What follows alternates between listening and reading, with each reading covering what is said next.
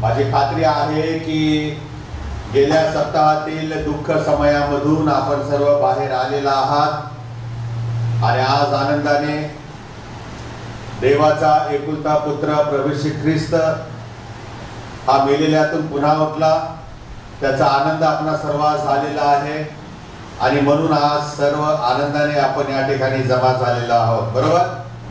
म्हणून आपण यावेळेला घोषणा देणार. पहिली मी म्हणणार प्रभू उठला आहे. तुम्ही काय म्हणायचं? रेडी? All set? 1 2 3. प्रभू उठला आहे. माझा आवाज मोठा दिसतोय, आपण घाबरायला लागलोय. प्रभू उठला आहे. स्तोत्र करता काय म्हणतो पहा बरं. परमेश्वराचे नवे गीत गाऊन करा, कारण त्याने अद्भुत कृत्य केले आहेत. त्याने आपल्या उजव्या हाताने आपल्या पवित्र बाहूने स्वतःसाठी विजय साधला आहे. यावेळेला आपण प्रार्थना करूया. स्वर्गीय प्रभू, आम्ही तुझी स्तुती करीतो, तुझ्या नावाला मान महिमा आणि धन्यवाद देतो, कारण प्रभुदेव बापा तू आम्हाला आज त्या प्रभू आणि तुझ्या उपासना मंदिरात एकत्र आणलेला आहेस.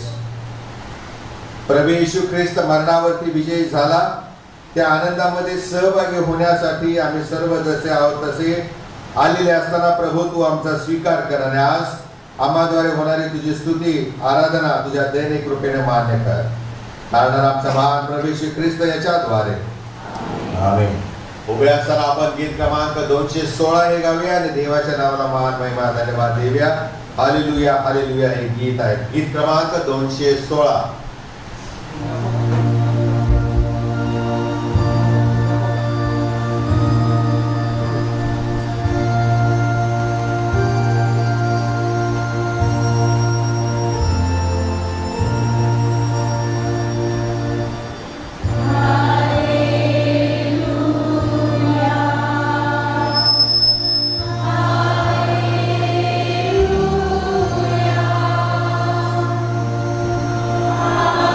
Hallelujah.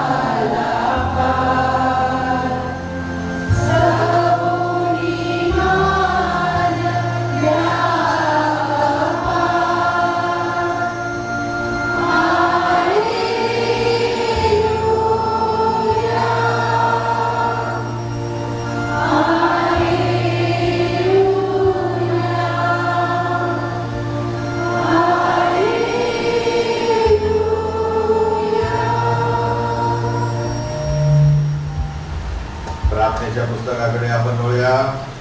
पिता, पुत्र आणि पवित्र आत्मा याच्या नावाने आमेन. आपण प्रार्थना करू. पान क्रमांक 6. हे सर्व समर्थ देवा, तुला सर्व अंतःकरणे उघडी आणि सर्व इच्छा माहीत आहेत आणि तुझपासून काही गुप्त नाही. आम्ही पूर्णपणे तू जर प्रीती करावी व तुझ्या नावाचा महिमा यथायोग्य वर्णावा म्हणून तो आपल्या पवित्र आत्म्याच्या प्रेरणेने आमच्या मनातील विचार शुद्ध कर. आमचा प्रभू ख्रिस्त याच्या द्वारे. यावेळेला आपण 10 आज्ञा बोलणार आहोत. देवाने ही वचने सांगितली. मी परमेश्वर तुझा देव आहे, माझ्या समोर तुला अन्य देव नसो.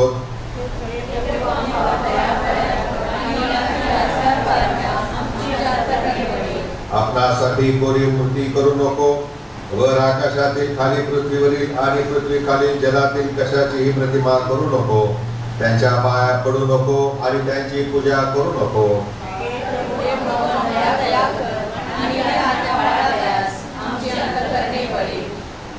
प्रभू जो तुझा देव परमेश्वर याचे नाव व्यर्थ घेऊ नको.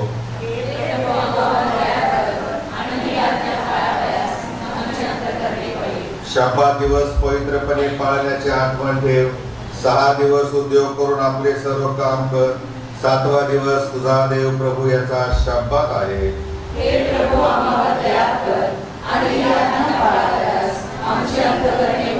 आपला बाप व आपली आई यांचा मान राख.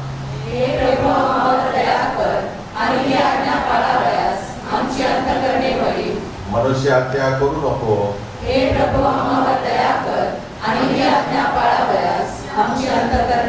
व्यभिचार करू नको.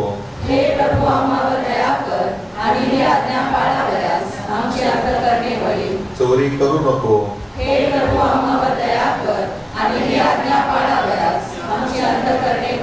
आपल्या शेजाऱ्याविरुद्ध खोटी साक्ष देऊ नको.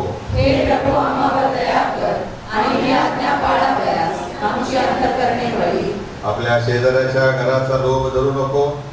त्याची पत्नी, त्याचा दास, त्याची दासी, त्याचा बैल, त्याचे गाढव अथवा त्याच्या कोणत्याही चीज वस्तूचा लोभ धरू नको.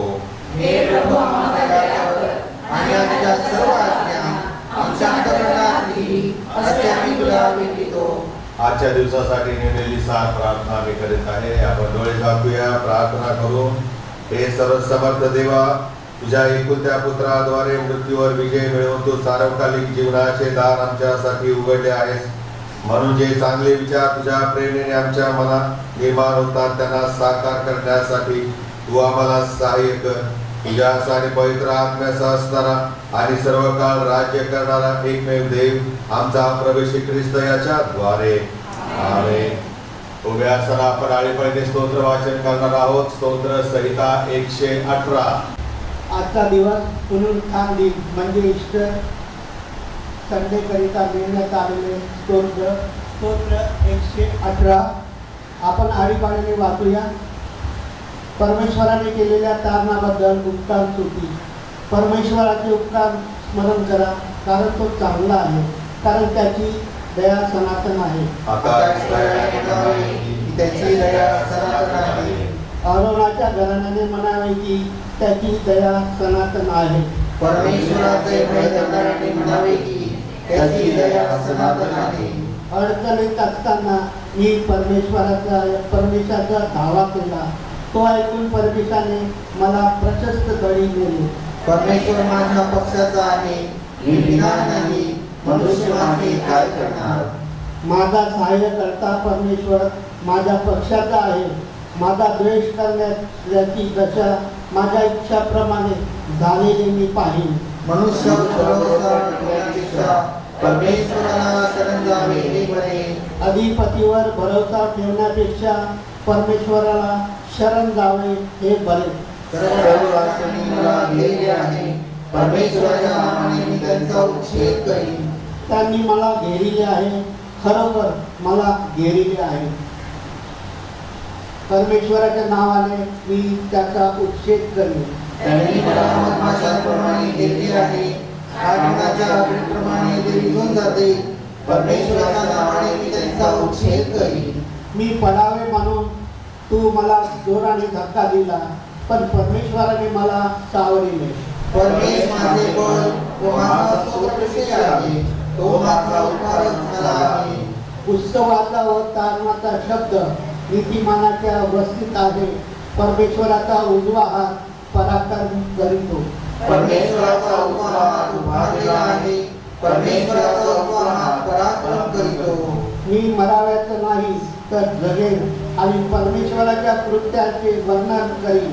परमेश्वराने मला जवळ शासन केले, तरी मला मृत्यूच्या हवाली केले नाही.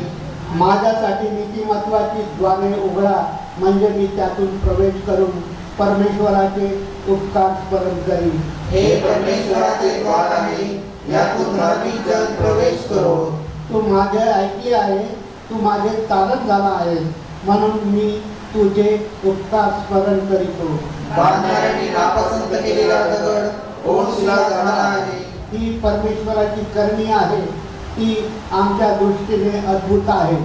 परमेश्वराने हा दिवस नेमिला आहे, यात आपण उल्हास व आनंद करू.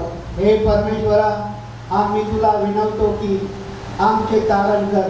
हे परमेश्वरा, आम्ही तुला विनवतो की आमचा उत्कर्ष कर. परमेश्वराच्या नावाने येणाऱ्याचा धन्यवाद हो. परमेश्वराच्या मंदिरातून आम्ही तुम्हाला आशीर्वाद देतो. परमेश्वर देव आहे, त्याने आपल्याला प्रकाश दिला आहे. उत्सवाचा यज्ञपशु वेदीच्या शिलास दोऱ्यांनी बांधा. तू माझा देव आहेस, मी तुझे उपकार स्मरण करेन. हे माझ्या देवा, मी तुझी पोरवी गाईन. परमेश्वराचे उपकार स्मरण करा, तो चांगला आहे, त्याची दया सनातन आहे. येथे शास्त्रपाठ समाप्त. मंडळीने बसावे. यावेळेला मननासाठी जे शास्त्रपाठ घेतलेले आहे त्याचं आपण वाचन करूया. पहिला शास्त्रपाठ जुन्या काळातून घेण्यात आलेला आहे. निर्गमाचं पुस्तक 15वा अध्याय, पहिली 2 वचनं आणि त्यानंतर 19 ते 21. दुसरा शास्त्रपाठ नवीन काळातून घेण्यात आलेला आहे. कलसेकरस पत्र 3रा अध्याय 1 ते 4. दोन्ही शास्त्रपाठ आपण यावेळेस ऐकूया. जुन्या काळातून नेमण्यात आलेला पहिला शास्त्रपाठ निर्गमाचा 15वा अध्याय 1 ते 2 आणि 19 ते 21.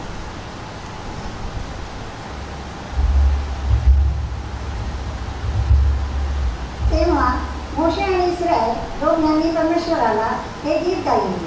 ते म्हणाले, मी परमेश्वराला गीत गाईन, कारण तो विजयी होऊन उन्नत झाला आहे. घोडा व स्वार याने समुद्रात टाकून दिले आहे. परमेश्वर माझे बल, माझा स्तोत्र विषय आहे. तो माझा उद्धारक झाला आहे. हात माझा देव, स्वराने त्याला सुशोभित करीन. हात माझा तुझ्याचा देव, मी याचा महिमा गाईन. 19 ते 21. फारोचे घोडे, रथ व स्वार समुद्रात गेले आणि परमेश्वराने समुद्राचे पाणी त्याच्यावरून वाहविले. पण इस्रायल लोक भर समुद्रामध्ये थोड्या जमिनीवरून चालत गेले, म्हणून त्यांनी वरील गीत गायले. मग अहरोनाची बहीण मिर्याम संदेशहीने हाती डब घेतला आणि सर्व स्त्रिया डब घेऊन तिच्या मागून नाचत गेल्या आणि मिर्यामेने या गाण्याला धुरपट धरली. परमेश्वराला गीत गा, कारण तो विजयी होऊन उन्नत झाला आहे. घोडा व स्वार आणि समुद्रात टाकून दिलेला आहे. येथे शास्त्रपाठ संपला.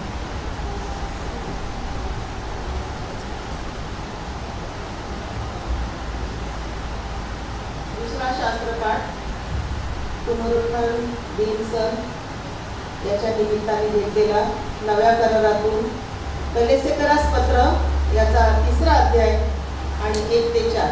कलसे याचा 3रा अध्याय 1 ते 4.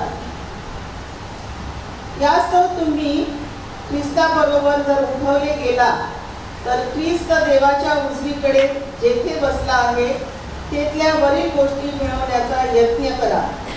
वरील गोष्टींकडे मन लावा, पृथ्वीवरील गोष्टींकडे लावू नका, कारण तुम्ही मृत झाला आणि तुमचे जीवन ख्रिस्ताबरोबर देवामध्ये गुप्त ठेवलेले आहे. आपले जीवन जो ख्रिस्त तो प्रगट होईल तेव्हा तुम्हीही त्याचबरोबर गौरवात सुवात प्रगटवाद येथे दुसरा शास्त्रपाठ समाप्त होतो. यावेळेस आपण उभे राहूया आणि शुभवर्तमानापूर्वीचं गीत गाऊ. गीत क्रमांक 208 जय जय दौंड.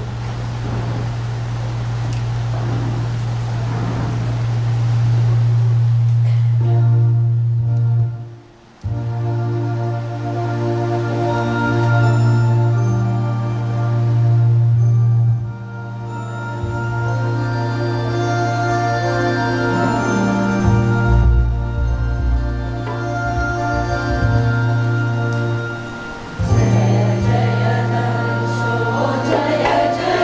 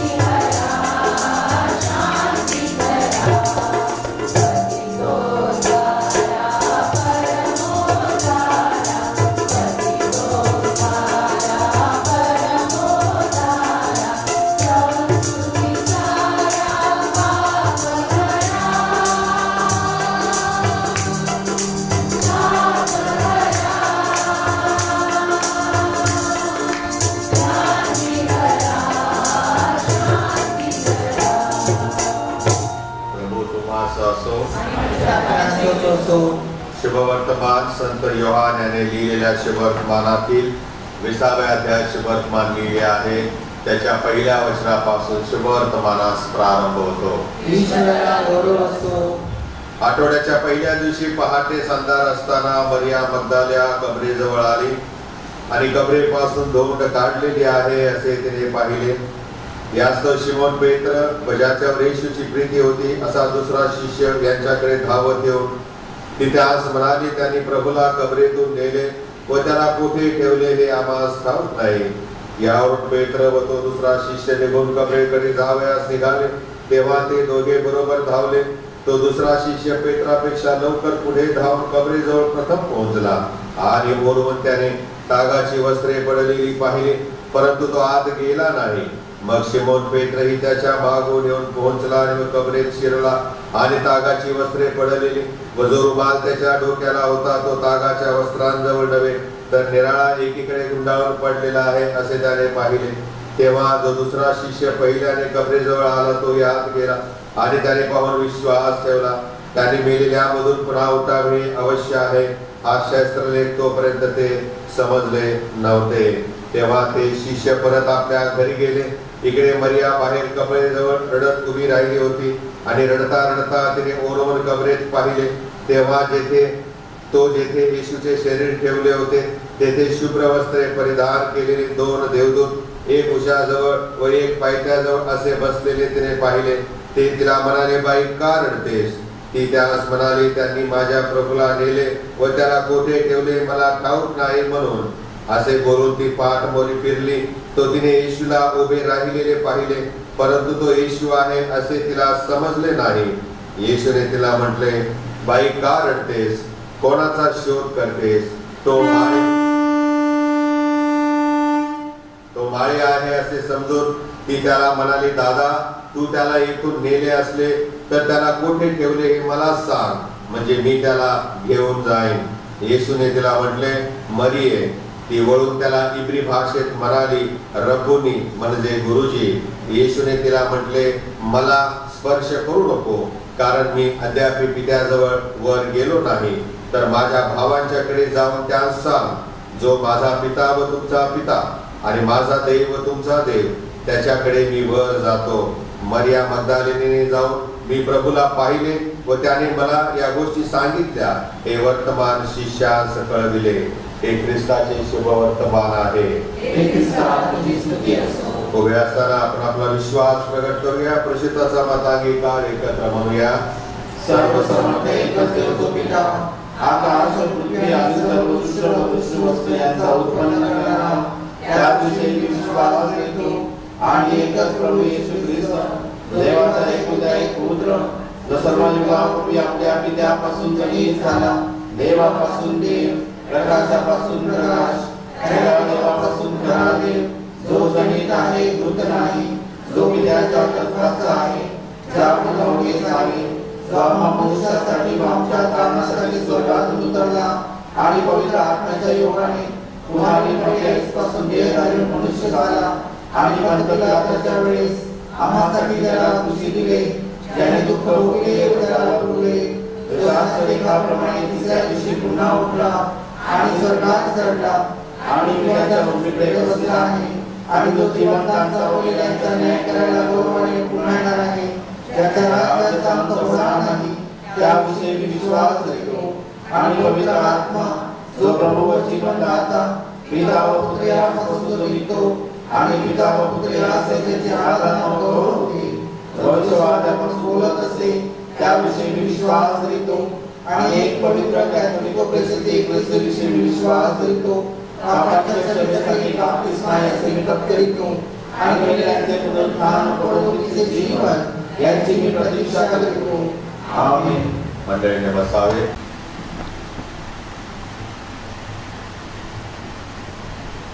प्रार्थना करूया आपण.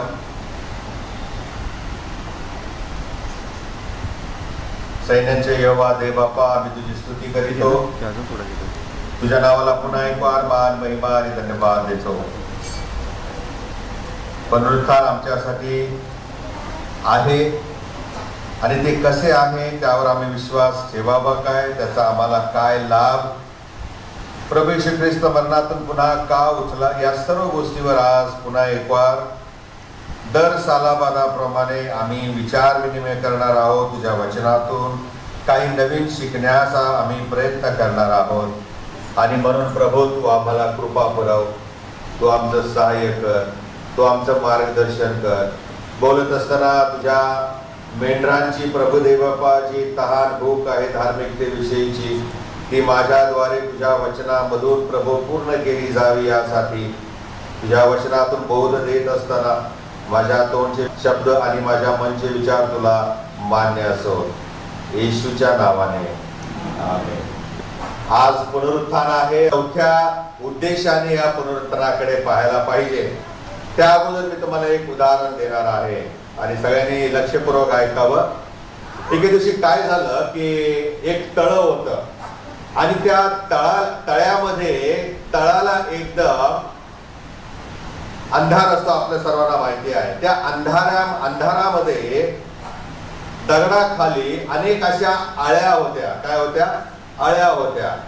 आणि ह्या आळ्यांचे कुटुंबच होतं प्रियानो. आणि मग त्यांनी एक दिवशी सभा बोलावली. गोष्ट आहे बरं, काही गोष्ट आहे. त्यांनी एक दिवशी सभा बोलावली आणि त्यांनी विचार विनिमय करायला सुरुवात केली. अर्थात सभा बोलवलं ते लहानांना काय जास्त विचारलं जात नाही, कारण जो कन्सर्न असतो ते मोठी माणसं मांडत असतात. आणि मग असं म्हटलेलं आहे की त्या सगळ्या कुटुंबांना, आळ्यांच्या कुटुंबांनी एकत्र आले आणि त्यांची समस्या त्याने मांडायला सुरुवात केली. समस्या फक्त एकच होती, मोठी होती, गहन होती, गंभीर होती. ती समस्या अशी होती की आपण जे सगळे कुटुंब एकत्र राहतो या तळ्यामध्ये तळाला, परंतु आपल्यामधून जे जे कमळाचं जे काय म्हणतो रोपटं असतं पाण्यामध्ये, त्या रोपट्याच्या त्या देठावरून वरती गेल्यानंतर तो परत खालीच येत नाही. मग सगळ्यांना चिंता पडली की आपल्या कुटुंबातले एक एक सभासद असे वर गेल्यावर गायब व्हायला लागले तर आपलं कुटुंब लवकर काय होईल? भस्म होईल, संपून जाईल. म्हणून आता यावरती शोध लावला पाहिजे की वर गेलेले परत खाली काय येत नाही, ते कुठे जातात, काय करतात.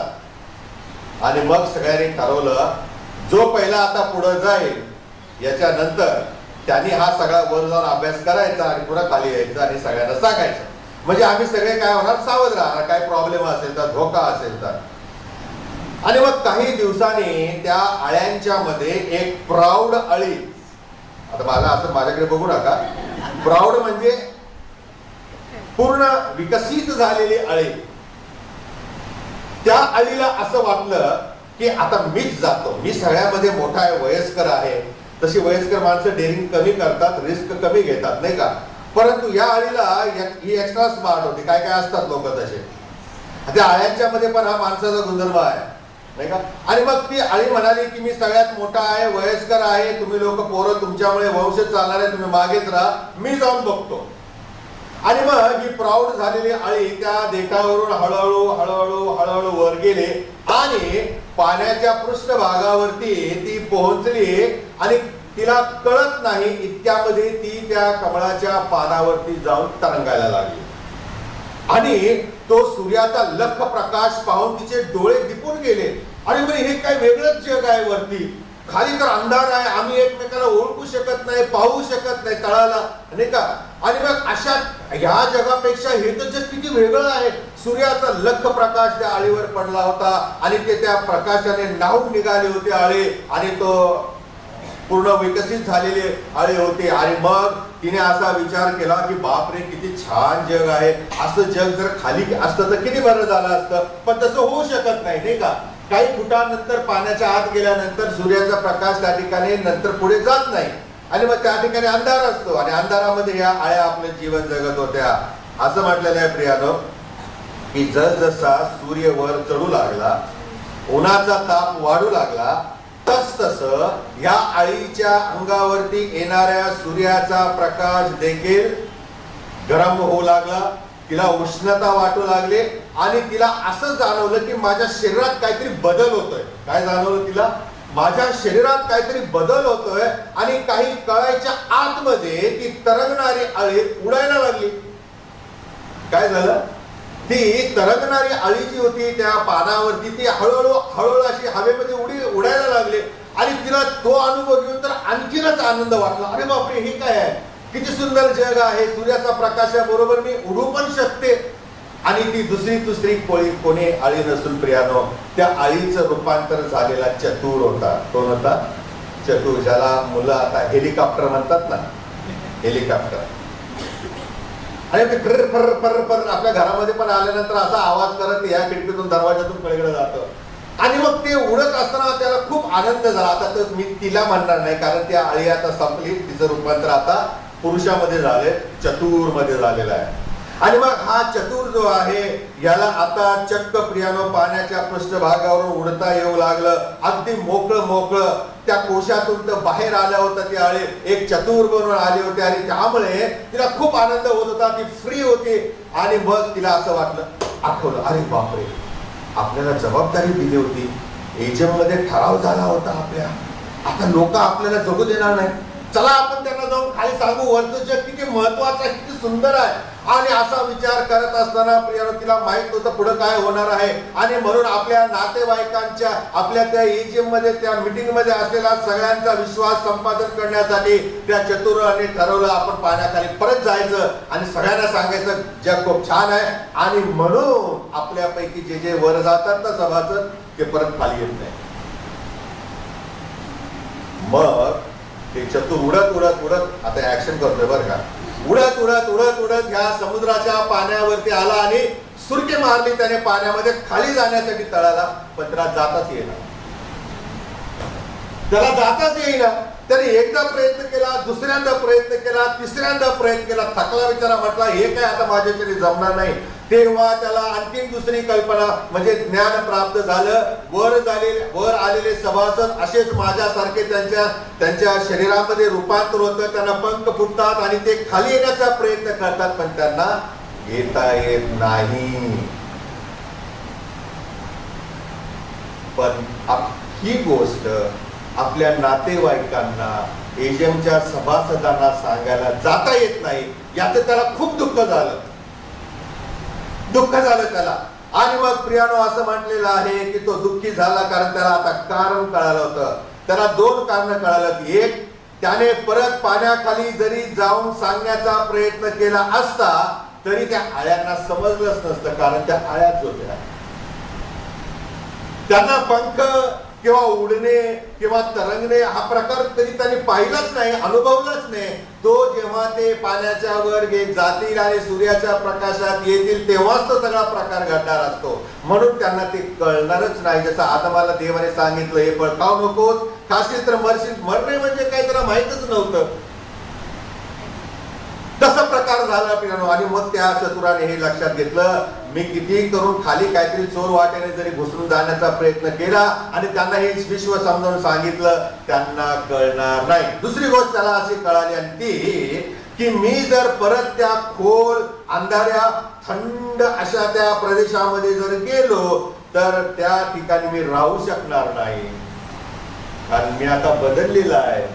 माझं शरीराचं तापमान बदललेलं आहे. मी आता उष्णतेमध्ये उडत आहे, जे मला पौष्टिक आहे, ज्याच्यामुळे माझ्या शरीरामध्ये उत्तेजन आलेलं आहे, प्रेरणा आली. मी परत त्या अंधारात थंडीमध्ये गेला, मी जगू शकणार नाही, मी मरून जाणार. आता या उदाहरणाचा पुनरुत्थानाशी संबंध लावायचा आपल्याला. प्रभू येशू ख्रिस्तावर जे विश्वास ठेवतात ते प्रियानो अशा या चतुरासारखे आहेत. ड्रॅगन फ्लाय ज्याला म्हटलेलं आहे, या ड्रॅगन फ्लाय सारखे आहेत. कारण पाण्याबाहेरील आनंद आणि उबदारपणा आणि जो वैभव होतं हे त्याला सोडायला फार कठीण वाटत होतं. आणि या नवीन जीवनावरती त्याचं प्रेम जडलं होतं. त्यामुळे आता तो पुन्हा त्या आळ्यांकडे जायला उत्सुक नव्हता. आता एजम गेले, जाऊ दे तिकडे, आता आम्हाला काही त्याच्याशी संबंध नाही, आता मी नवीन जीवनात आलेलो आहे. त्यांचं ते बघून गेले. त्यांचं ते बघून त्याला आनंद होता की त्यांच्यापैकी जे वर येण्यास सक्सेसफुल होतील ते माझ्यासारखे उडतील आणि त्यांना नवीन जीवन मिळणार. जे खालीच राहतील ते मरून जाणार. ख्रिस्ती विश्वासामध्ये असंच आहे प्रियानो. हे जग जे आहे या तळ्यासारखं आहे आणि या तळ्यामध्ये आम्ही सर्व या आयांप्रमाणे आहोत. आणि जे प्रभू येशू ख्रिस्तावर विश्वास ठेवून त्या देठावरून जेव्हा त्या सूर्यप्रकाशामध्ये प्रभू येशू ख्रिस्ताच्या प्रकाशामध्ये येतात त्यावेळेला त्यांचं जीवन बदलून जातं प्रियानो. त्यांना पंख मिळतात आणि ते प्रभूमध्ये उडायला लागतात. ते चालतील परी नच थकतील असं यशया म्हणतो आपल्या वचनामध्ये. आणि मग प्रियानो जे प्रभूमध्ये आहे ते पुन्हा त्या गत जीवनामध्ये जाऊ इच्छित नाही, ते जाऊ शकत नाहीत प्रियानो या चतुरासारखं. आणि म्हणून येशू असं म्हणाला की मीच जगाचा प्रकाश आहे, जो मला अनुसरतो तो अंधारात चालणारच नाही. चलावलंय, अंधारात चालणार नाहीच, स्पष्ट आहे. जे मला स्वीकारतात ते पुन्हा त्या तळ्यामध्ये खाली जाऊन अंधारामध्ये राहू शकणारच नाही, कारण दे हॅव चेंज, ते बदललेले आहे. अनेकांना हे जग प्रियानो हे डबकं आहे, हे तळ आहे आणि प्रियानो त्यामध्ये राहायला आवडतं. परंतु प्रियानो ही जी अळी आहे ही जेव्हा कमळाच्या पाण्यावर येऊन इकडे तिकडे पाहू लागली होती तेव्हा तिला आव असून बसलेला एक पलीकडे बेडूक दिसला. काय दिसला होता? बेडूक दिसला होता. आणि तो बेडूक अळ्यांना किट्ट्यांना खात होता. अरे बापरे, ती दचकली आळे.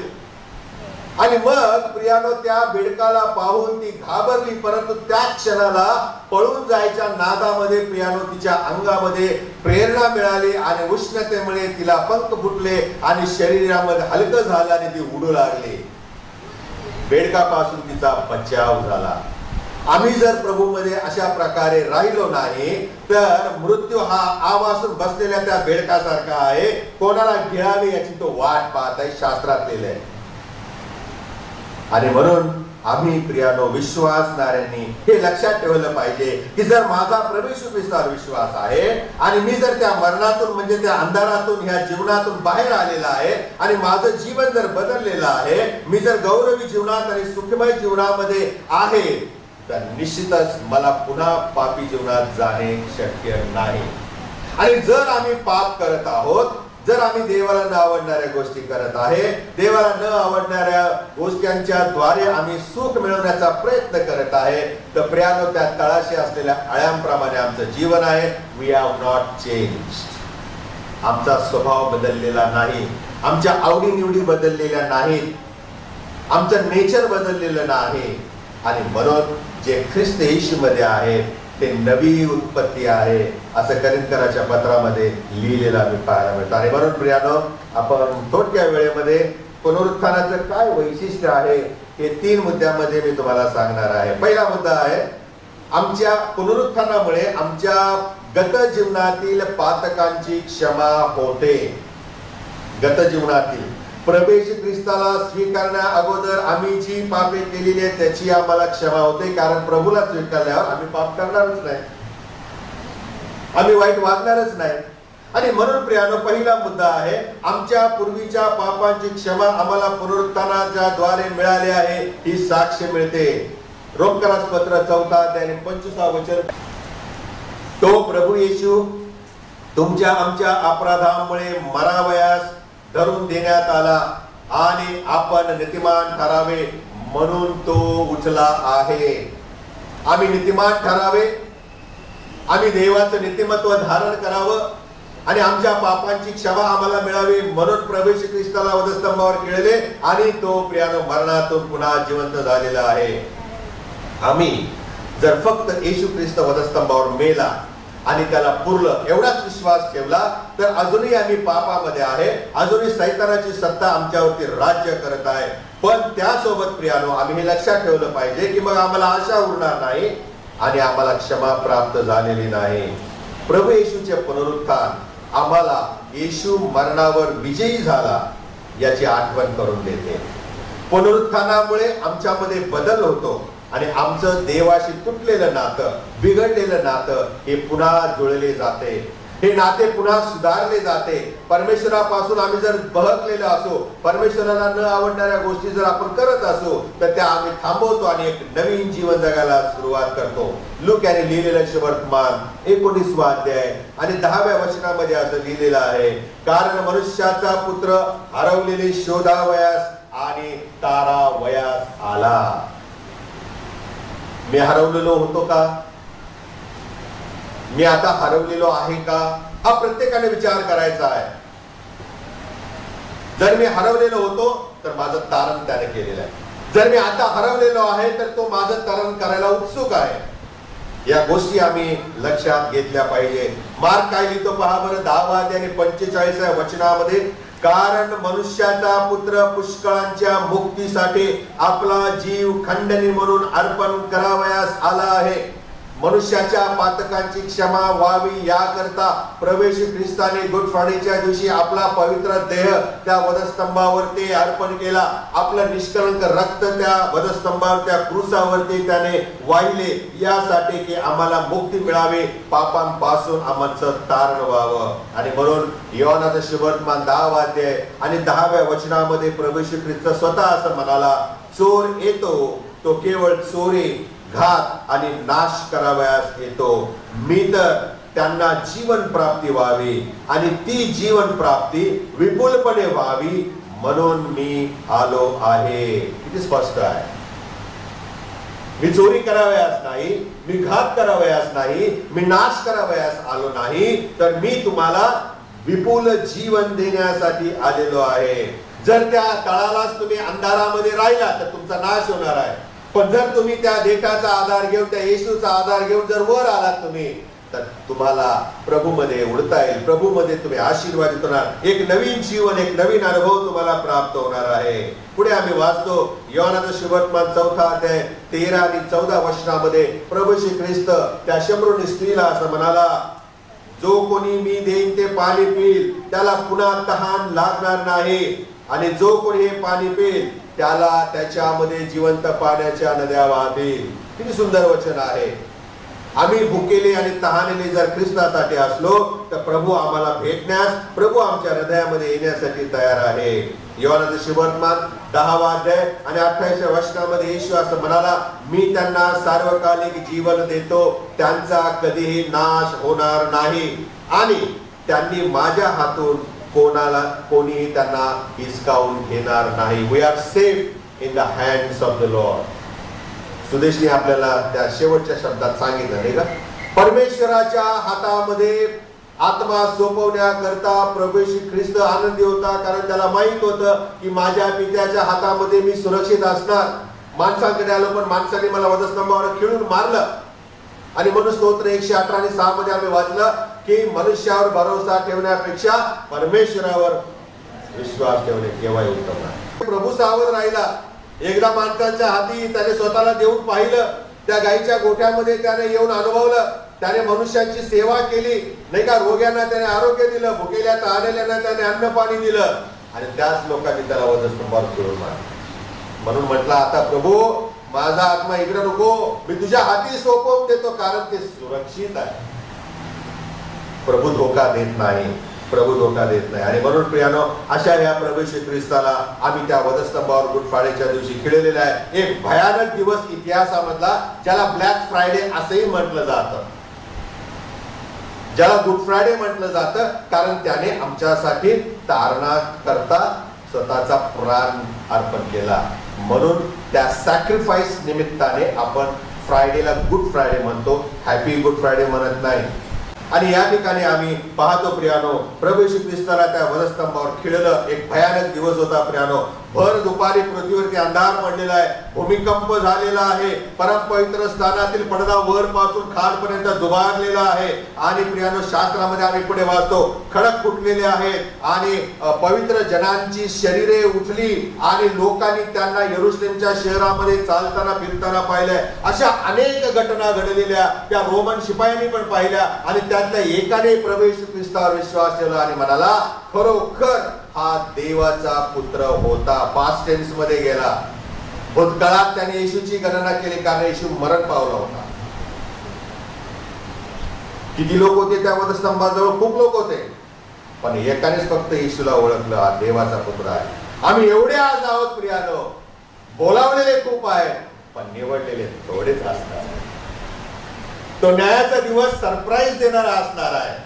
आमच्या बाजूला बसलेला पुढे असणार आणि आम्ही कुठेतरी भलतीकडेच असणार. त्या देवदूताला म्हणणार, दादा इकडे कुठे आणले? ते माझ्या बाजूला बसायचे चर्च मध्ये, ते तिकडे काय गेले?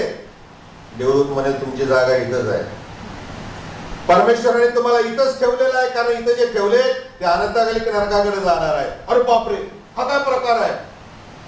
आणि मग आम्ही त्यावेळेस खूप रडू, पश्चाताप करून काही उपयोग होणार नाही, कारण इकडचं जीवन संपलेलं असणार आहे. दुसऱ्या जीवनात प्रवेश करायचा आहे प्रियानो, अनंतकालिक मरणाच्या, अनंतकालिक नरकाच्या जीवनात किंवा मग अनंतकालिक स्वर्गाच्या जीवनात.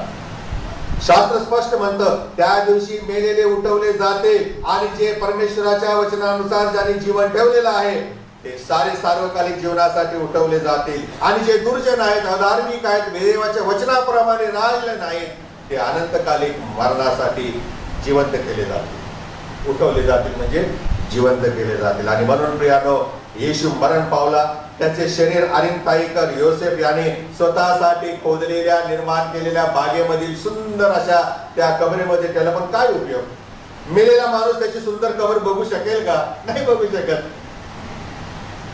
प्रभू येशू ख्रिस्ताने ती बाग पाहिली नसेल, प्रभू येशू ख्रिस्ताने त्या कबरेचे निरीक्षणही केले नसेल, कारण प्रभू येशू ख्रिस्त मरण पावला होता. मेलेल्या ख्रिस्ताला जर आम्ही घेऊन जगत असो काय उपयोग नाही. आम्ही जिवंत ख्रिस्ताला अनुसरणारी झाले पाहिजे. हालेलुया. जर जिवंत येशू आमच्या बरोबर असेल तर तो जिवंत येशू त्याचं जीवन आमच्यामध्ये घालेल आणि आम्ही त्या चतुराप्रमाणे प्रियानो ताजे तवाने आणि प्रभूमध्ये आनंद करणारे आणि प्रभूच्या वचनाचा गौरव करणारे होणार आहोत. आणि मग ज्या वेळेला प्रभू श्री ख्रिस्ताला अरिमथाईकर योसेफाने त्या कबरेत ठेवले, सर्व जगभर निरोप गेला. काय निरोप गेला? येशू हरला. काय निरोप गेला? येशू हरला, येशू पराजित झाला, येशूचा पराभव झाला, कारण तो मेला. शिष्य देखील घाबरले. फुकट मिळत होतं तोपर्यंत येशू बरोबर एन्जॉय केला, ते घाबरले. आता हे यहुदी लोक आणि शास्त्री पुरुष आपल्याला काय जिवंत सोडणार नाही. ते धावत पळत त्या कालवरीवरून निघाले आणि प्रियानो थेट एका खोलीत गेले. माहिती आहे कुठल्या खोलीत गेले? आणि त्याने दार बंद करून स्वतःला लपवून ठेवलं. प्रभूपासून लपले का ते? लपले प्रभूपासून? नाही लपले. प्रभूला माहित होतं की ते कुठे लपलेले आहेत. दरवाजा जर वाजवला तर अटॅक येऊन मरतील त्यातले अर्धे शिष्य. एवढे ते चळा चळा कापत होते, कारण वधस्तंभाची शिक्षा त्यांनी डोळ्याने पाहिली होती. आणि म्हणून कडी न वाजवता येशू त्या बंद दरवाजातून आत गेला. आणि तरी घाबरले ते. आणि प्रभू म्हणाला, भिवू नका, मी आहे. त्याने आपले हात दाखवले, पूस दाखवले आणि मग ते हसायला लागले. माणसाचा स्वभाव आहे प्रियानो, याच्यावर आपण नंतर बघू कधी.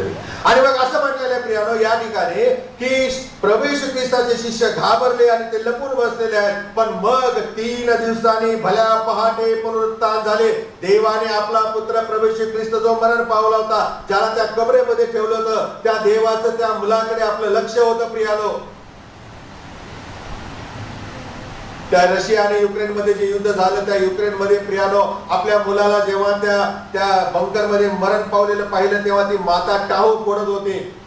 तिला अनेक वेळा त्यांनी लांब केलं, लांब नेण्याचा प्रयत्न केला, पण आपल्या मुलाचा मृतदेह पाहून ते डसडसा रडत होते, आक्रोश करत होते. आणि जेव्हा त्याला त्या साधनांनी त्याला त्या बंकर मधून बाहेर काढलं, तेव्हा ते पुन्हा सिक्युरिटी फोर्स तोडून आपल्या मुलाला पाहण्यासाठी आले. प्रेम असं असतं प्रियानो. 3 दिवस प्रभू येशू ख्रिस्त कबरेत एकटाच नव्हता. देवाचं लक्ष त्याच्याकडे होतं. माझा मुलगा, या माझा पुत्र या ठिकाणी बंदिस्त आहे त्या कबरेमध्ये. देव किती अस्वस्थ झाला असेल, जो त्याच्या बरोबर अगदी पृथ्वीच्या निर्मितीच्या अगोदर पासून अनंत कालापासून होता, तो आज त्या कबरेमध्ये पहुडलेला देव पाहत असेल. त्याला किती दुःख वाटत असेल. उगाच केलं या माणसाला, सुंदर सुंदर माणसांना, है ना. हे आतून किती वाईट आहे, हे किती घाण आहे. ह्यांच्या मनामध्ये येणारे विचार एकसारखे वाईट आहेत.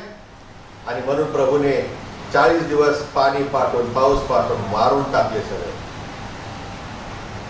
आता पुन्हा तो तेच करणार आहे, परंतु त्याने माणसाला, आम्हाला आश्वासन दिलेलं आहे, इथून पुढे तुमचा आम्ही मानवाचा पाण्याने नाश करणार नाही, पण स्वर्गातून अग्नी आणि गंधरस, फॉस्फरस येणार. फॉस्फरसचा बॉम्ब ते टाकत आहेत, मिसाईल टाकत आहेत युक्रेनवरती. ते जरा बघून घ्या एकदा. जर प्रभू येशू ख्रिस्त आला आणि त्याने आपल्या मंडळीला, त्याच्या वधूला उचलून वर घेऊन गेला आणि आपण जर मागे राहिलो, तर हे बॉम्ब आपल्यासाठी वेलकम करायला येणार आहे. हे फॉस्फरस बॉम्ब डेंजर बॉम्ब आहेत प्रियानो. माणसाची त्वचा वितळून जाते असं म्हटलेलं आहे आणि जकर्यामध्ये हे वर्णन आहे. आणि जर जकर्यामध्ये हे वर्णन आहे तर हे होणार, म्हणून मागे राहू नका. आमचं ज्ञान, आमची हुशारकी इथंच राहणार आहे, पण जे प्रभू समोर नम्र होते ते प्रभू बरोबर सदा सर्व काळ राहते. आणि मग असं म्हटलेलं आहे, भल्या पहाटे पुनरुत्थान झाले. कबरेत ठेवलेल्या त्या गोष्टीला 3 दिवस झाले होते आणि शरीराने प्रभू श्री ख्रिस्त पुन्हा 3ऱ्या दिवशी उठला. तो कबरेतून बाहेर आला. तो कबरेत वाटणे पाहत बसला. मरिया जेव्हा गेली कबरेजवळ तेव्हा येशू आत होता का? आता मरिया येईल मग मी तिच्याशी बोलेन, तसला प्रकार नाहीये. येशू कबरेतून बाहेर गेला असं म्हटलेलं आहे प्रियानो. आणि मग ही बातमी परत हा निरोप सगळीकडे पोहोचला, पण जगभर नाही पोहोचला बरं का. वाईट गोष्ट पहिली वाऱ्यासारखी पसरते, चांगली गोष्ट पसरत नाही. आणि ही चांगली गोष्ट जी प्रभू येशू ख्रिस्त मरणातून पुन्हा उठला हे सांगण्यासाठी आम्हाला त्याने तोंड दिलेलं आहे. कारण हे सत्य दाबून टाकायचा लोकांनी प्रयत्न केला त्यावेळेस देखील, आणि तो आजपर्यंत चालू आहे. लोकांना गुड फ्रायडे माहिती, पण पुनरुत्थान माहितच नाही. तुम्ही नाही सांगणार तर कोण सांगणार? आणि म्हणून प्रियानो मग निरोप पोहोचला. तो शिष्यापर्यंतच आला. तो तिथेच थांबला. निरोप तो बाहेर गेलाच नाही. आणि मग असं म्हटलेलं आहे की येशूने, मग बातमी अशी आली, येशूने शत्रूचा पराजय केला, सैतान हरला, मरणाचे नांगी मोडले, प्रत्येकाच्या मुखापर्यंत पोहोचला, कानापर्यंत पोहोचला. आणि सगळ्या शिष्यांना मग आनंद झाला. घाबरलेल्या शिष्यांच्या मध्ये प्रेरणा आली, उत्तेजन आलं. येशूने मृत्यू आणि नरक यांच्यावर कब्जा मिळवला होता. काय मिळवला होता? कब्जा मिळवला होता. युक्रेन लोकांना सैन्याला घालवून दिल्यावर रशियन सैनिकांनी जसं त्यांच्या शहरावरती कब्जा मिळवला, तशा प्रकारे प्रियानो येशू ख्रिस्ताने मरण आणि नरक यांच्यावर कब्जा मिळवला. आणि म्हणूनच आम्ही गातो या पुनरुत्थानाच्या दिवशी, जा सांगा मम बंधुजना, आलो जिंकुनी या मरण. पण आपल्याला एक गाणं माहिती आहे नाही का? आणि मग प्रियानो आम्ही पाहतो काल्वरीवरती येशू ख्रिस्त वधस्तंभी केलेला, तेव्हा त्याने आमच्या पापाचा मोबदला दिला. जेव्हा तो मरण पावला तेव्हा त्याने सैतानाला पराजित केले. वधस्तंभावरती त्याने शत्रूचा प्रियानो नायनाट केलेला आहे आणि शत्रूवर त्याने विजय मिळवलेला आहे. आणि त्याला संमती देखील देवबापाने दिलेली आहे. कदाचित देवबाप येशू ख्रिस्ताचा बाप्तिस्मा झाला त्यावेळेस जशी वाणी झाली तशा प्रकारे तो बोलला असेल, हे येशू, पाप्यांच्या पापाचा मोबदला म्हणून तू जे मरण पत्करले आहे त्याबद्दल मी संमत आहे, त्याबद्दल मी संतुष्ट आहे.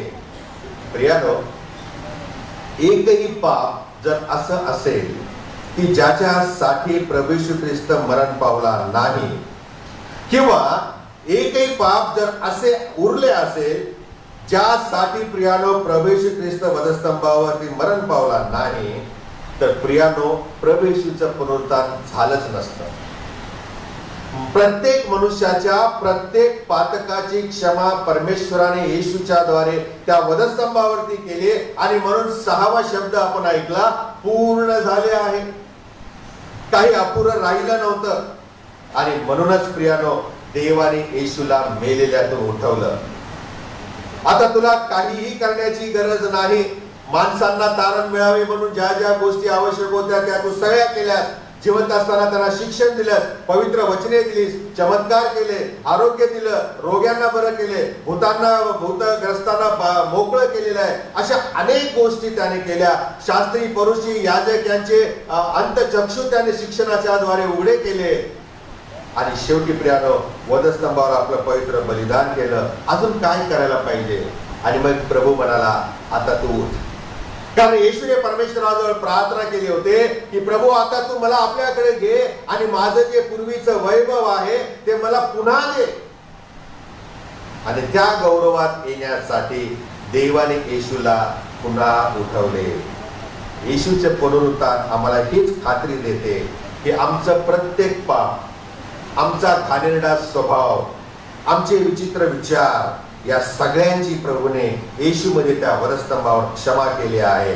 प्रेषितांची कृत्य 4 अध्याय आणि 12व्या वचनामध्ये असं वाचतो आम्ही, आणि तारण दुसऱ्या कोणाकडून नाही, कारण जेणेकरून आपले तारण होईल असे दुसरे कोणतेही नाव आकाशाखाली मनुष्यांच्या मध्ये दिलेले नाही. केवळ येशूच आमचं तारण करू शकतो, बाकीचे कोणी नाही. हे आम्ही लक्षात घेतलं पाहिजे. पुढे आम्ही पाहतो दुसरा मुद्दा प्रियानो, पुनरुत्थान आज आम्हाला जगण्याचं सामर्थ्य देतं. आमच्या गत जीवनातील पातकांची क्षमा जर त्याने केलेली आहे, तर प्रियानो आम्हाला तो रोज आणि रोज नवीन जीवन जगण्याचं सामर्थ्य हे पुनरुत्थान देत आहे. कारण त्या पुनरुत्थानामधला येशू हा मेलेला नाही, तर तो आता जिवंत येशू आहे. पापावर विजय मिळवण्याचं सामर्थ्य, शक्ती तो मला रोज देतो. आणि म्हणून पाऊल काय म्हणतो पहा बरं, फिलिप्पीकरास पत्र 4 अध्याय 13 वचनात काय लिहिलंय, वाचा बरं कोणीतरी पटकन. फिलिप्पीकरास पत्र 4 अध्याय आणि 13 वचनामध्ये संत पाऊल प्रभू देवाच्या सामर्थ्याविषयी तो लिहिला आहे. मला सामर्थ्य देणाऱ्याच्या ठायी मी सर्व काही करावयास शक्तिमान आहे. मला सामर्थ्य देणारा जो परमेश्वर आहे, त्याच्याकडून मी सर्व काही करावयास शक्तिमान. आम्हाला लेच पेच बनवलेलं नाही. गायन गाणं सोपं आहे, सैनिक आलो धैर्य धर युती राहतील, है ना. गायला खूप बरं वाटतं. सुमित मस्त छान पैकी नाव घेतो, क्षमा करा, ते सांग वाजवतात आणि ढोलके वाजवतात. पण जेव्हा ती वेळ येते सैतानाशी 2 हात करण्याची, झगडण्याची, मोह पाच संकट यावरती विजय मिळवण्याची, प्रियानो आम्ही हारतो. या मुखाने लोकांचा अपमान करतो, अपशब्द बोलतो, हे योग्य आहे का? या जीवनासाठी प्रभू येशू ख्रिस्ताने स्वतःचं शरीर अर्पण केलं. या शरीरामध्ये आमचा जो वाईट स्वभाव, त्याचा आम्हाला अभिमान का वाटावा?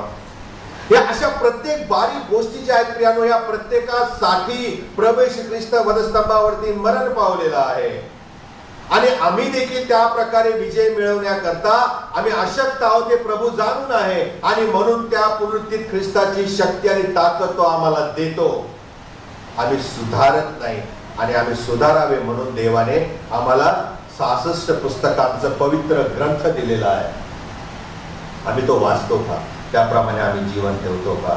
येशूच्या पुनरुत्थानामुळे संत पाऊल हे अनुभवू शकला. आणि म्हणून तो म्हणाला, मला जो सामर्थ्य देतो त्याच्याकडून मी सर्व काही करायला शक्तिमान आहे. सर्व गोष्टींच्या वरती मी विजय मिळवू शकतो, विजयी ख्रिस्ती जीवन जगू शकतो. आणि म्हणून आम्ही ख्रिस्ती जीवन कसं जगावं हे शास्त्रात लिहिलेलं आहे.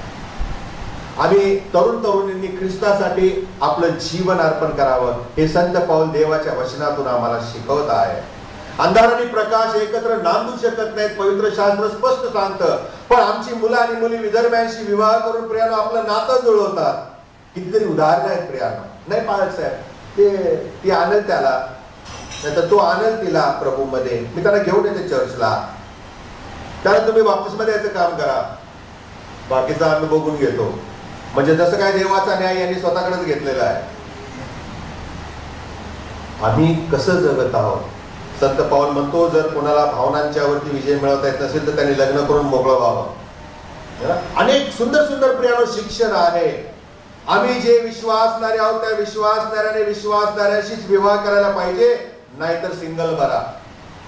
सिग्नल नाही, सिंगल भरा. कोणीतरी मला विचारलं, पावलाने लग्न केलं होतं का? म्हटलं त्यालाच विचारू जाऊन आपण, कारण मी त्यावेळेस नव्हतो आणि शास्त्रात काही लिहिलं नाही. नाही तो म्हटला ना काटा, म्हटलं काय काटा लग्नाचाच असतो का माणसाला? त्याच्या वयोमानाप्रमाणे त्याला दृष्टी कमी झाली होती, त्याला नीट दिसत नव्हतं, आणि तो काटा माझ्या शरीरात प्रभूने ठेवलाय असं म्हटलेलं आहे त्याने. पण या काट्याचा संबंध लग्नाशी लावून बिचारायला काय काय दोष देतात आपले लोक भरोसा नाही. आणि म्हणून प्रियानो आम्ही हे लक्षात घेतलं पाहिजे की पुनरुत्थान हे आज आम्हाला विजयी ख्रिस्ती जीवन जगण्यासाठी सामर्थ्य देतो. आणि जो त्या पुनरुत्थानाच्या शक्तीने आपलं रोजचं जीवन जगतो तो विजयी ख्रिस्ती जीवन आहे. बाकीचे सगळे सैतान आले की पळून जाणार आहे, पळून जाणार आहे. आणि म्हणून प्रभू असं म्हणाला, बोलावलेले पुष्कळ आहे, सैन्यात भरती केलेले पुष्कळ आहेत, हातात बंदुका दिल्या पण चालवायलाच येत नाही. चालवायलाच येत नाही. आणि म्हणून पिणाने असे असू नये. तिसरा मुद्दा आहे आणि मग मी संपवणार आहे. पुनरुत्थान आमच्यासाठी काय घेऊन येतं, आणि ते म्हणजे पुनरुत्थानावरती जर आम्ही विश्वास ठेवला तर आम्हाला भविष्याची आशा परमेश्वराने त्या पुनरुत्थानाच्या द्वारे दिलेली आहे. करिन्थकरास पहिलं पत्र 15वा अध्याय आणि 14व्या वचनामध्ये काय लिहिलेलं आहे पहा बरं. 6 गोष्टी प्रभूच्या दासाने लिहिलेल्या आहेत. जर प्रभू येशू ख्रिस्त मरणातून उठवला गेला नाही, जर येशूचं पुनरुत्थान झालं नाही, जर येशूने मरणावर विजय मिळवला नाही, तर काय आम्ही जी घोषणा करत आहे सगळी व्यर्थ आहे. पहिली गोष्ट, आमची घोषणा करणं व्यर्थ आहे, आमचं सांगणं व्यर्थ आहे प्रियानो. आणि तुम्ही जो येशू ख्रिस्तावर विश्वास ठेवलेला आहे, दुसरी गोष्ट ती देखील व्यर्थ, काही उपयोग नाहीये. कारण आमच्या पापाची क्षमा झाली, संपलं. पुढे काय भविष्यच नाहीये.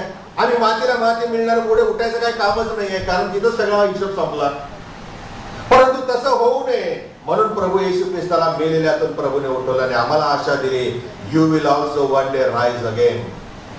तुम्ही देखील जे त्याचा विश्वास ठेवता तुम्ही देखील उठले जाल. तिसरा मुद्दा आहे, तिसरी गोष्ट आम्ही पाहतो, जर प्रभू येशू ख्रिस्ताचं पुनरुत्थान झालं नसतं तर आम्ही देवा संबंधाने खोटी साक्ष देतो असे ठरले असते. आम्ही जे सांगत आहे, आमची प्रवचनं जे आहे ते सगळे खोटी ठरले असते, कारण आम्हाला पुढे आशाच नाहीये. मग पुढे पाऊलाचा म्हणतो, चौथी गोष्ट, जर प्रभू येशूचं पुनरुत्थान झालं नसतं तर प्रियानो तुमचा विश्वास निष्फळ आहे आणि तुम्ही अजूनही आपल्या पापामध्ये आहे. कारण तुमच्या पापांची क्षमा झाली त्याला काही गॅरंटी नाही, खात्री नाही, कारण प्रभू येशू ख्रिस्त मरण पावला आणि संपलं सगळं. आणि म्हणून पुनरुत्थान महत्वाचं आहे. आणि पुढे पाऊल असं म्हणतो, 5वा मुद्दा आहे त्या पुनरुत्थानाचा, परमेश्वराने प्रभू येशू ख्रिस्ताला मेलेल्यातून उठवले. कारण तो असं म्हणतो, ख्रिस्तामध्ये जे महानिद्रा घेत आहेत, ख्रिस्तामध्ये जे मरण पावलेले आहेत त्यांचा पण मग नाश झालाय, कारण ते उठवलेच जाणार नाही. आणि मग पुढे शेवटचा मुद्दा तो लिहितो की ख्रिस्तामध्ये जे आम्ही सर्व आहोत ते सर्व जे माणसं आहोत ते लाचार आहोत, आशा नसलेले लोक आहोत. जगायचं म्हणून आम्ही जगत आहे आणि मरण येत म्हणून आम्ही मरून जावो, आम्हाला काही आशाच नसणार आहे. पण पुनरुत्थानामुळे प्रियानो आम्हाला आशा मिळाली. या सगळ्या 6 नकारात्मक गोष्टी सकारात्मक झालेल्या आहेत. आमचं जीवन बदलून गेलेलं आहे. म्हणून करिन्थकराचं पहिलं पत्र 6वा अध्याय आणि 14व्या वचनामध्ये आम्ही वाचतो, देवाने प्रभूला उठवले आणि तो आपल्या सामर्थ्याने आपल्यालाही उठवेल. आश्वासन आहे देवाचं, गॅरंटी आहे, खात्री आहे. प्रभू येशू ख्रिस्त जसा उठवला गेला तसा देव आम्हालाही मेलो तरी उठवणार आहे. वन डे, एका दिवशी परमेश्वर आम्हाला मेलेल्यातून उठवणार आहे. किती महान अभिवचन आहे ते. आणि म्हणून ख्रिस्ती माणसाने कसं जगलं पाहिजे है ना. मारामाऱ्या करायला कसं आपण छाती बाहेर काढून लगेच दंड ठोकून येतो की नाही, मग चर्चमध्ये पण तसेच ख्रिस्तासमोर स्वतःला सादर करा, माणसांसमोर नाही बरं का. ख्रिस्तासमोर आम्ही विजयी ख्रिस्ती मनुष्य आहोत, विजयी ख्रिस्ताचे विजयी ख्रिस्ती शिपाई आहोत हे आम्ही सांगणारे आणि वागणारे त्या प्रकारे लोक असले पाहिजे. योहानाचं शेवटमान 14वा अध्याय पहिल्या 2 वचनामध्ये प्रभू असं म्हणाला, तुमचे अंतःकरण अस्वस्थ होऊ देऊ नये, देवावर विश्वास ठेवा, माझ्या पित्याच्या घरात राहण्याच्या पुष्कळ जागा आहेत. हे वचन फक्त कब्रस्तानात वाचण्यासाठी नाहीये.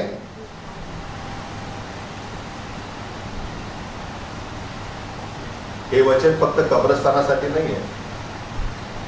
त्या कब्रस्तानाशिवाय इतर दिवशी ह्याच्यावर कोण उपदेशच करत नाही.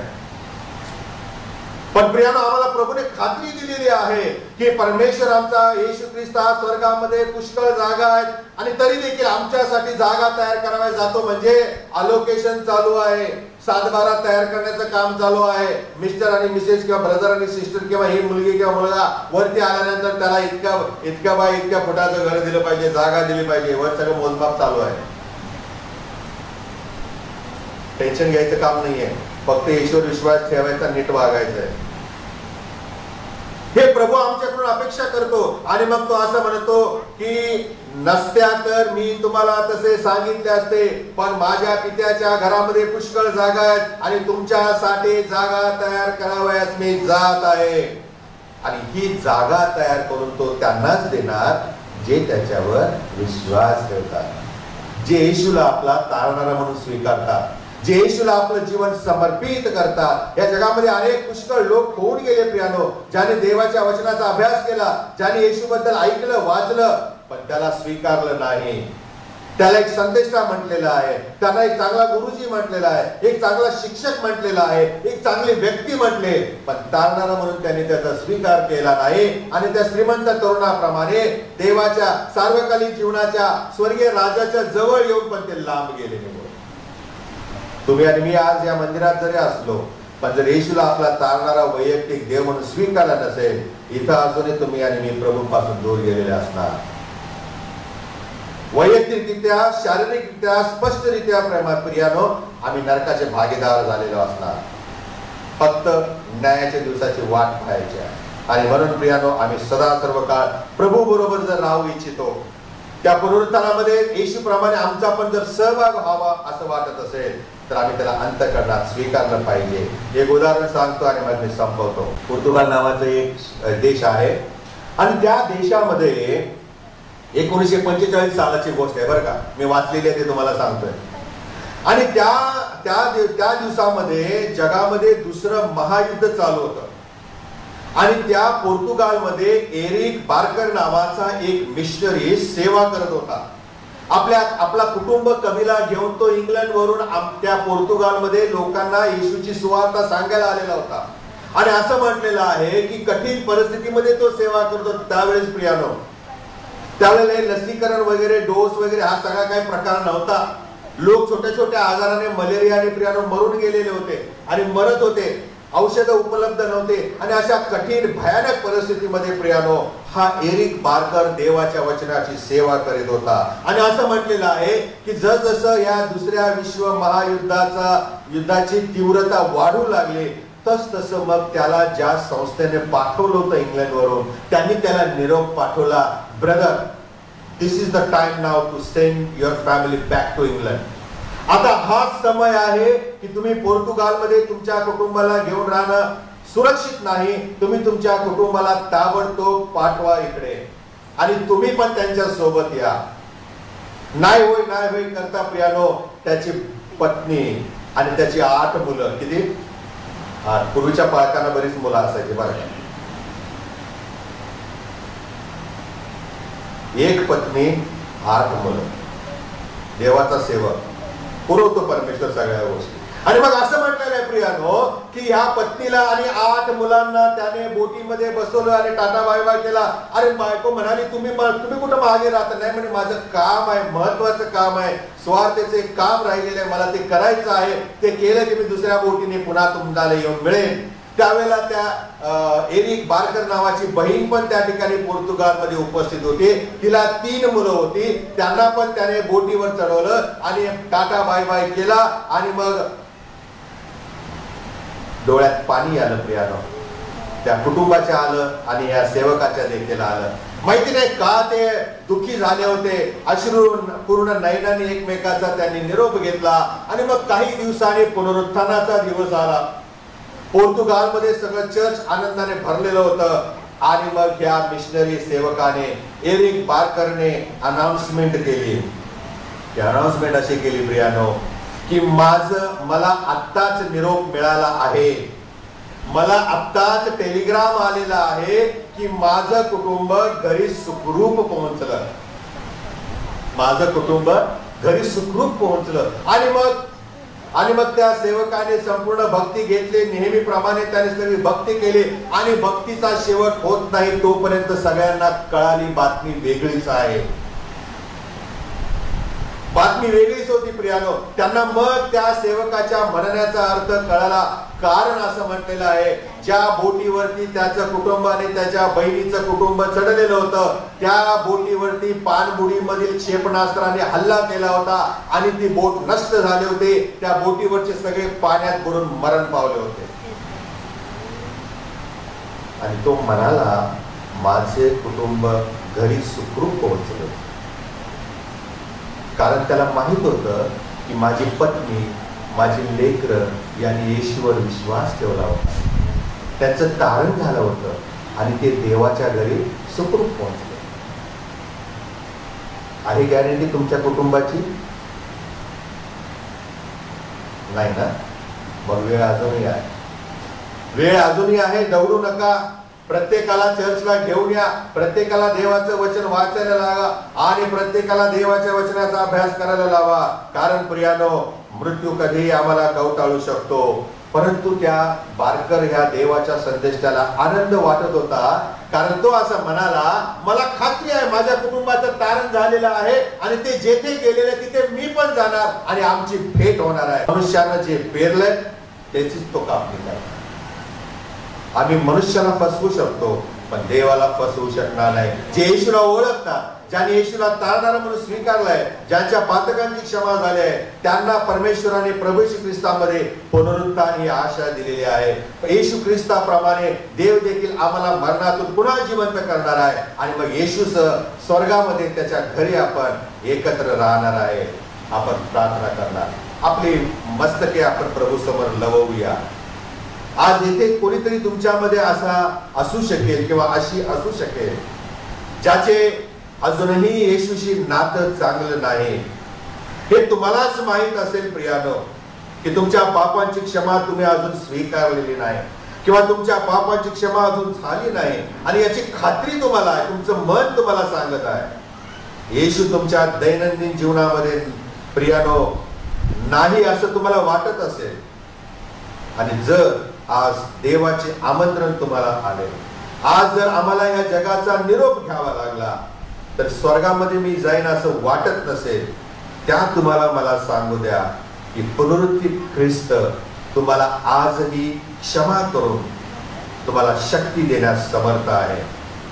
आम्हाला फक्त एकच गोष्ट करायची आहे, तुम्हाला फक्त एकच गोष्ट करायचं आहे, प्रभू मी पापी आहे, प्रभू मी हे पाप केलं आहे, ही कबुली तुम्हाला प्रभू समोर द्यायची आहे.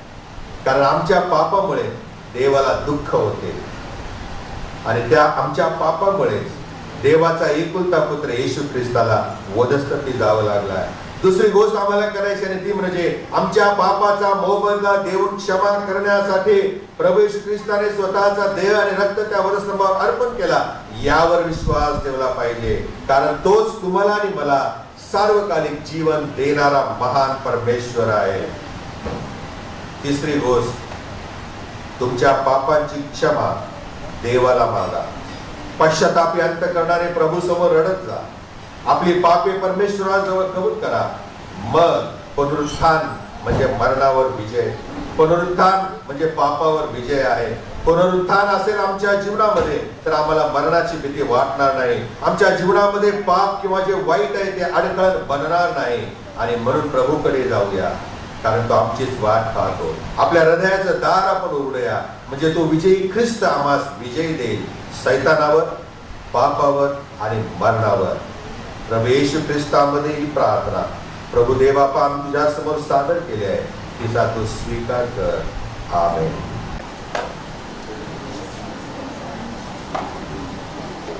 यावेळेला आपल्या चर्चा तिचं नाव ओवी आहे, ती गाणं गाणार आहे आणि मग त्यानंतर आपण एकलेसियाच्या गीत संग्रहामधून गीत गाऊन दानपात्र गोळा करूया.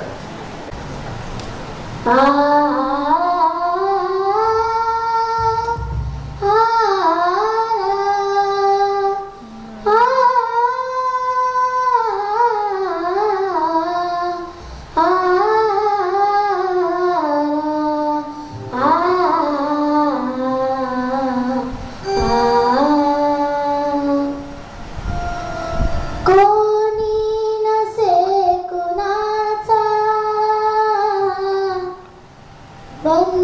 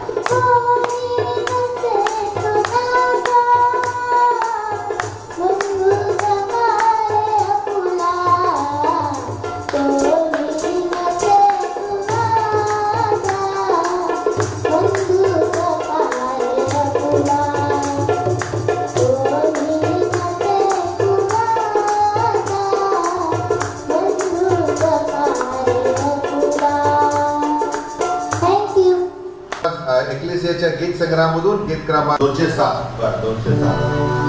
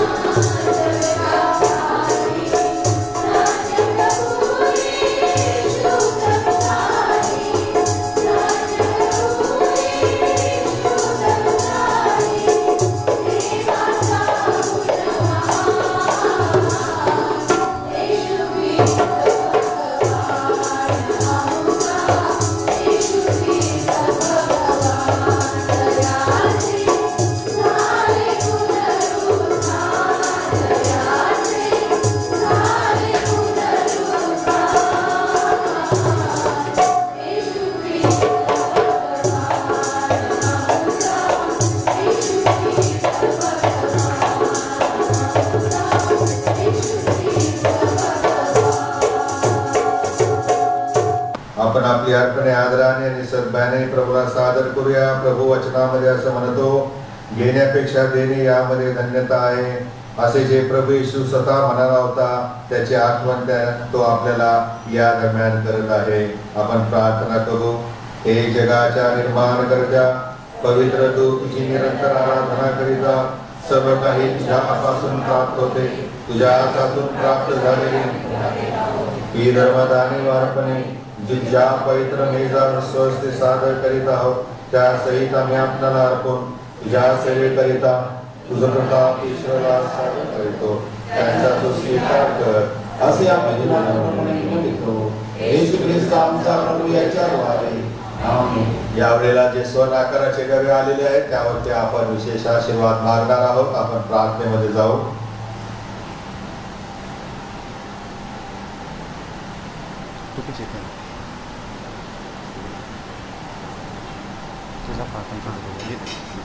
आपण प्रार्थना करूया. पवित्र पवित्र सैन्याच्या यहोवा देवा, आम्ही तुझी स्तुती करीतो. हे स्वर्गीय पित्या, आम्ही आशीर्वादित करीत असलेले हे स्वर्ण आकाराचे डबे तू आज देवज बाप, देवज पुत्र आणि देवज पवित्र आत्मा यात्रे देवामध्ये आशीर्वादित होऊ दे आणि तुझ्या सेवकांनी तिचा उपयोग करून तू आज्ञा केलेल्या गोष्टीवर प्रेम करण्यास शिकावे असे तू कर. तू देव केलेल्या गोष्टींची आम्ही अपेक्षा करावी. तसेच सतत बदलणाऱ्या ह्या जगात आम्ही आपले सारे लक्ष खऱ्या आनंदामध्ये केंद्रित करावे असे तू कर. ज्यांनी दिलेला आहे प्रभू त्यांना अधिक देण्यासाठी तू कृपा करो. जे देऊ शकले नाही त्यांच्यासाठी विशेष प्रार्थना करतो. तुझी कृपा त्यांच्यावरती विपुल असू दे आणि अशाच प्रकारे आपल्या अर्पणाने तुला श्वास द्यावा, तुला आनंद द्यावा, तुला संतुष्ट करावे असे होऊ दे. तारणार आमचा महान प्रवेश ख्रिस्त याच्याद्वारे आमेन. मंडळीने बसावे. आपल्या चर्चचा जीर्णोद्धार करायचा आहे आणि खूप मोठा खर्च आहे. मी तुम्हाला मागे पण सांगत आलेलो आहे, कारण बरेच दिवस झाले, बरीच वर्ष निघून गेलेली आहेत आणि छप्पराचे लाकडं पडायला लागलेले आहेत आणि त्याच प्रकारे चर्चच्या भिंतींना भेगा पडत आहेत आणि हे सगळं थांबवायचं आहे आपल्याला. आणि चर्चमध्ये जागा पुरत नाहीये. देवाचा आत्मा आपल्या लोकांना मोठ्या प्रमाणात चालवत आहे. सगळे आशीर्वादित पावत आहेत. संख्या वाढत आहे. म्हणून चर्चची पण आपल्याला वाढ करायची आहे. याकरता पण आपल्या प्रार्थनेमध्ये आपण आठवण ठेवावी. आणि या संबंधाने मी विनंती करतो, आपल्यामध्ये चर्चचे सेक्रेटरी श्री प्रवीण आहेत. प्रवीण बोले आहेत का? त्यांनी कृपया समोर यावं आणि चर्चच्या जीर्णोद्धाराची माहिती थोडक्यामध्ये मंडळीला आज विदित करावे.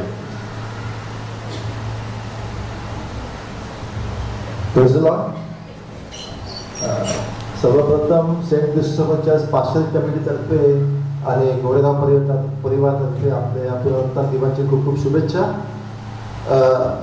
2 वर्षानंतर आज आपण भेटतोय आहे की नाही, एकदम फ्री वातावरण. तर सगळ्यात जास्त आनंद मला झालेला आहे, कारण पोलिसांच्या नोटिसेस वगैरे असतात, 50च माणसं पाहिजे असतात, या सगळ्या गोष्टी आपल्याला नियमाप्रमाणे मागावं लागतं. पण आज सगळेच आपण आलो, एकदम फ्री वातावरण आहे, त्याबद्दल खरंच परमेश्वराचे आपण आभार मानले पाहिजे. आता महत्त्वाची गोष्ट अशी आहे की चर्च सुद्धा बांधले. चर्चला आपल्या 86 वर्ष झाले.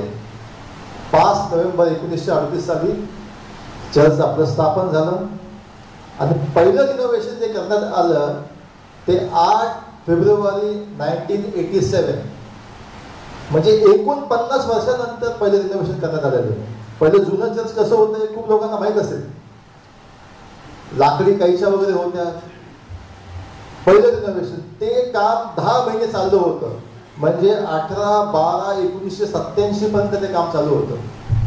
आणि ओपनिंग सेरेमनी त्याची 21 फेब्रुवारी 1988 साली झाली. त्यावेळेस रेव्हरेंड आपले पालकसाहेब रेव्हरेंड एम आर शिंदे साहेब होते आणि बिशप साहेब जोशवा होते.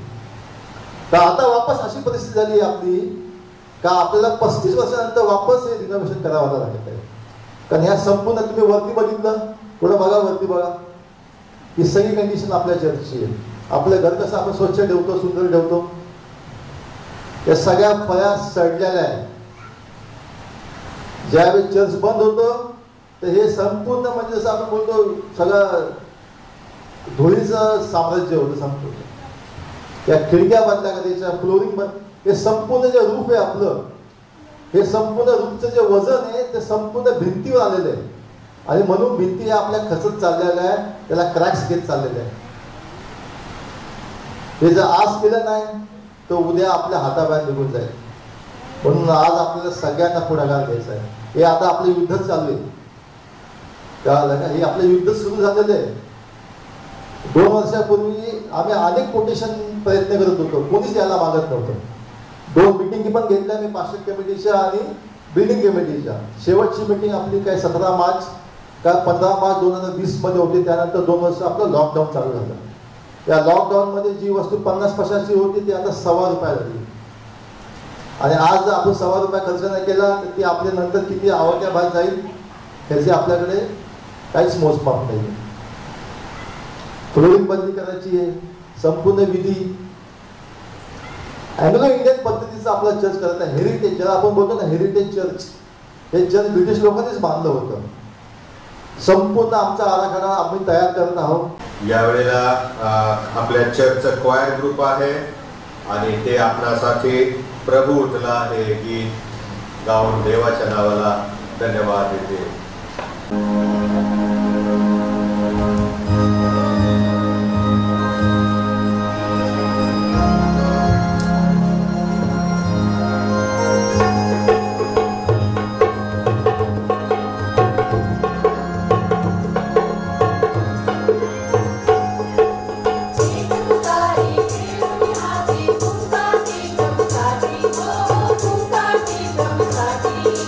एक तुतारी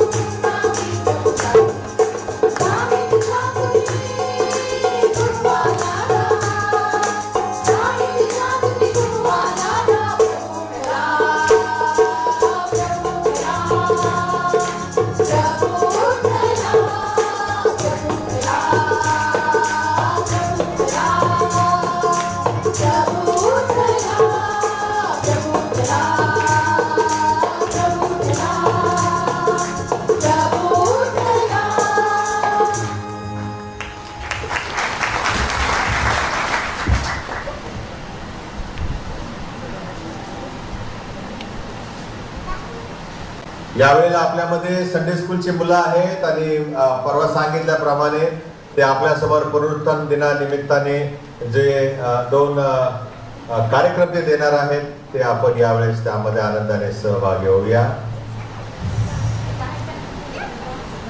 जास्त वेळ घेणार नाही. 3 तास झालेले आहेत भक्ती सुरू होऊन.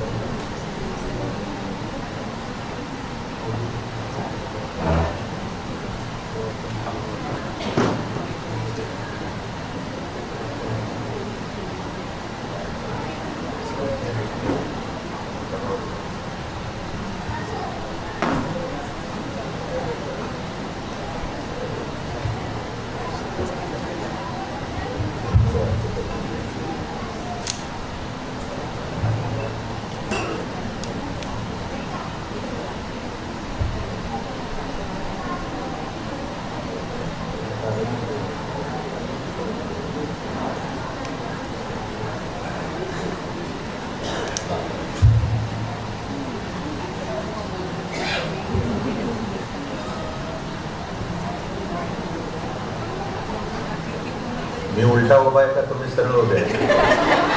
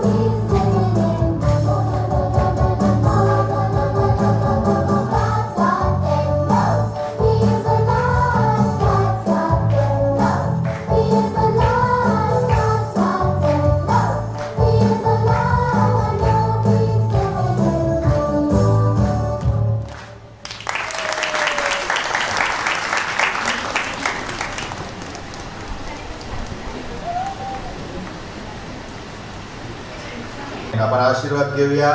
सर्व बुद्धी सामर्थ्याच्या पलीकडे असलेली देवाने दिलेली शांती तुमची अंतःकरणे व मने देवाच्या आणि त्याचा पुत्र येशू ख्रिस्त आपला प्रभू याच्या ज्ञानात प्रीतीत राखो आणि सर्वसमर्थ देव पिता पुत्र आणि पवित्र आत्मा याचा आशीर्वाद तुम्हावर असो आणि सदा सर्वदा तुम्हा सह राहो.